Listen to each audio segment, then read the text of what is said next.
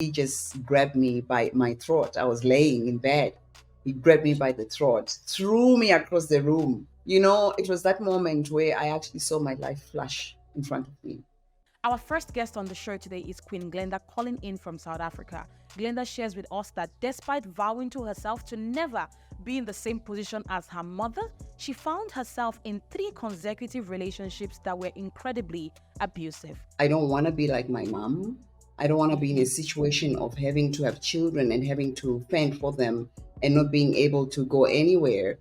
And yet, when I entered into my first marriage, I witnessed a different kind of abuse, and I didn't realize it was. It was emotional and financial. I think when I spoke to some friends or family members, they were like, but you don't get beaten up. You don't have any scars. 2 years after that, you found yourself in another violent relationship. What happened in that relationship? I decided that, I wanted to be married. I think I could be a serial bride, but I decided I wanted to get married again. So I did. When I moved into it, I had my guard on, but we had dated for like 6 months. I was feeling comfortable. This is somebody who was love bombing at me, love bombing, getting gifts coming at you. We had a Christmas dinner with family. I needed to have been in a particular posture of an African woman. I needed to have knelt to offer him his food from the kitchen. I didn't know that. I overheard the brother saying, "Hey, you need to put her in order. How dare she come here and disrespect you? And the whole family is here. What kind of a woman? Does she understand African culture?" And when we drove home that night, I could just feel, there was tension in the car. He attacked me. He beat me. He violated me. It was terrible. And that reality comes like a flood to go, oh my goodness, am I having a deja vu? I've seen this before.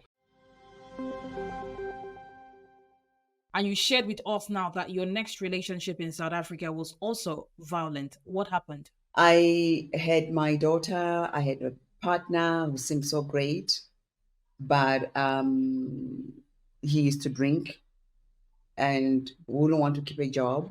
So I was the sort of breadwinner.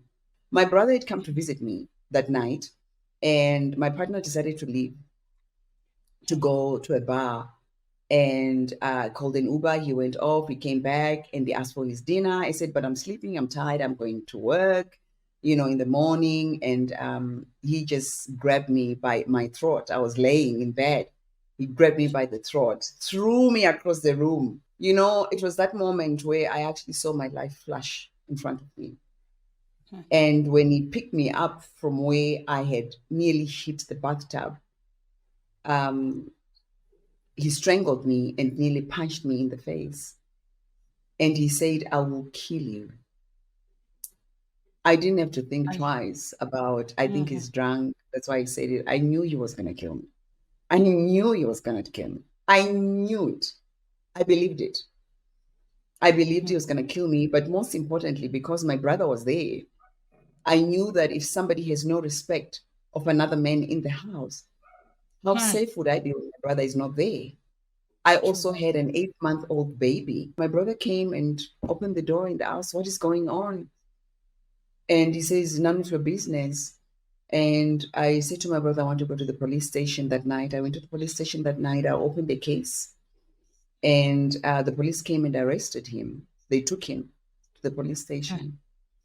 And when that happened, they asked me to come back the next morning to complete any other information. That morning, when I went back to the police station, I found out that they had not